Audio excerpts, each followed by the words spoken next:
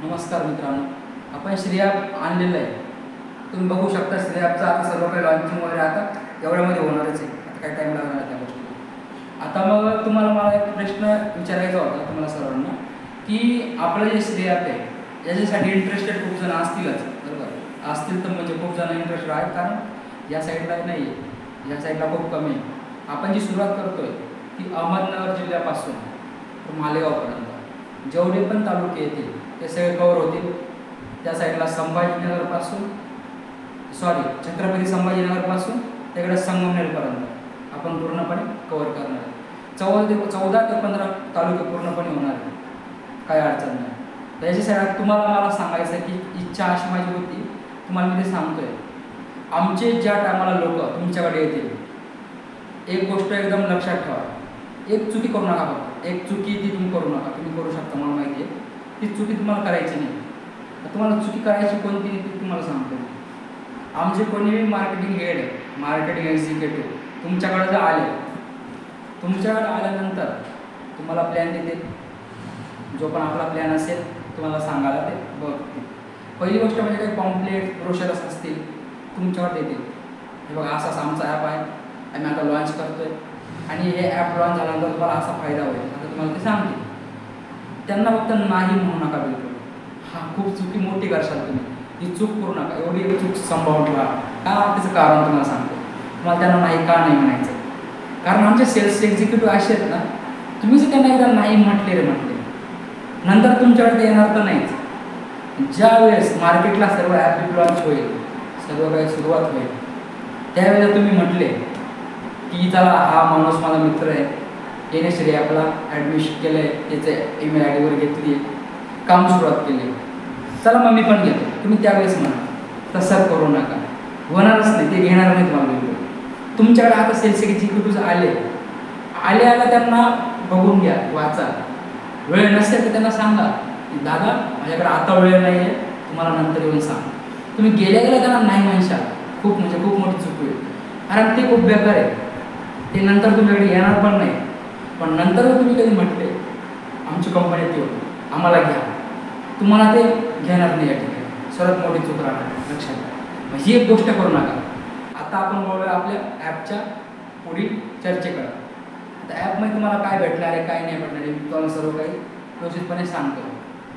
हा जो ॲप आहे हा आहे ऑटो टॅक्सी पिकअप. ज्या पण गाड्या आल्या चालतात, मोठ्या गाड्या काही मिनी बस वगैरे आहेत, या बसेससाठी आपण ते केलेलं आहे सर्वांसाठी. याच्यामध्ये असं असणार आहे जे रनिंग भाडे आहे, जसं का कोपरगाव राहता घेतो आपण, कोपरगाव शिर्डी घेतो.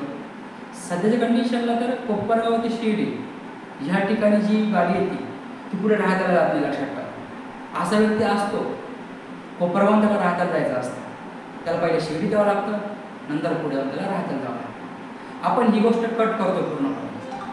कोपरगावून डायरेक्टली राहता गाडी भेटेल, राहताहून डायरेक्टली कोपरगाव गाडी भेटेल.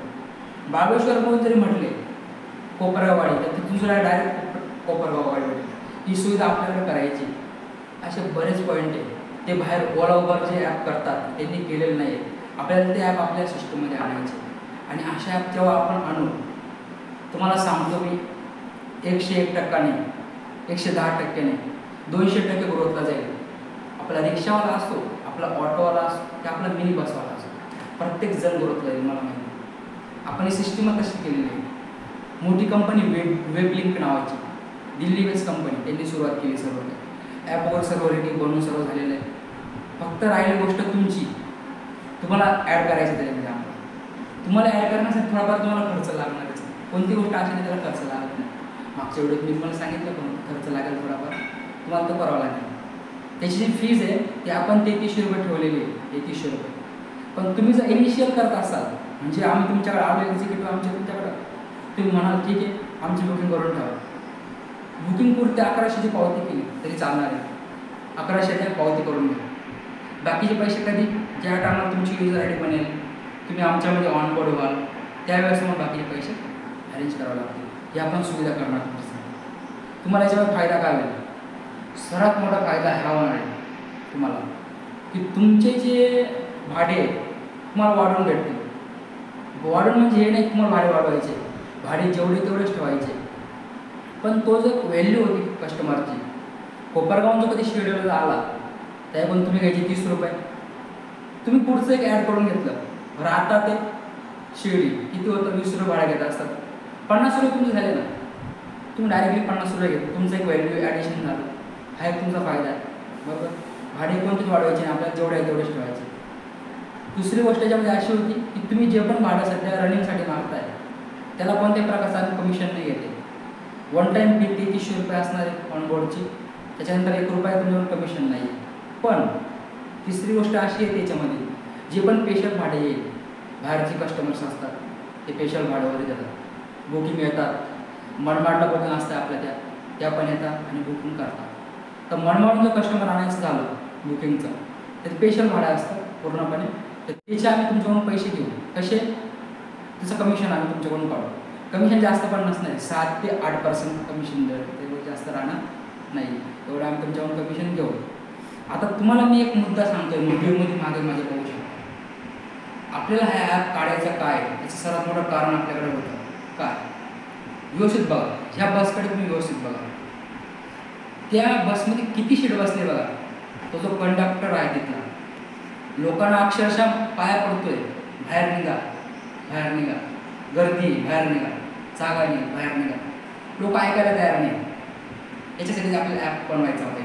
का एवढी गर्दी ह्या ठिकाणी होते, का होती माहिती का, दुसरं काही नाही पाहिजे, यांना फक्त यांच्या वेळेवर पोचायचं आहे, यांना पुढच्या बसमध्ये जायचं नाही, यांना गाडीत जायचं नाही, रिक्षात जायचं आहे, त्याचपासून गर्दी करायची. त्या बसमध्ये एखादा खाली पडून मेला तरी चालणार आहे, त्यांना मेला तरी चालेल, पण त्यांना त्या गाडीत बसायचं, ते फिक्स आहे. ही सिस्टीम आपल्याला याची बदलवायची, ही सिस्टीम आपल्याला चेंज करायची होती. त्यासाठी आपण काय करतो, ॲप लॉन्च करतो. ह्या बसमध्ये तुम्हाला दिसत असाल किती गर्दी भरलेली आहे. याचं कारण एक होतं, पहिली गोष्ट म्हणजे वरून गाड्या कमी पाठवल्या त्यांनी. दुसरी गोष्ट म्हणजे अशी होती की लोकांना वेळ नाही आहे, लोकांना त्यांच्या ठिकाणापर्यंत पोचायला लवकर पोचायचं आहे. त्याच्यामुळे झालं काय, त्यांना टाईम नाही, त्यांना दुसरी बसची वाट बघायची नाही आहे. मग एखादा त्या बसमधून खाली पडून मेला तरी चाललं, त्यांना काही दुसऱ्या बसमध्ये जायचं नाही. ही सिस्टीम त्यांनी फिक्स केली.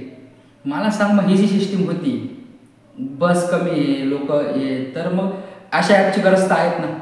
जर आपला ॲपचा आला तेवढी गर्दी होणार नाही. आपण जे बसचं जे भाडं आहे आपण त्यानुसार भाडं घेणार, आपण काय वाढवणार नाही, जे आपले भाडे तेच घेणार. मग लोकांना आपल्या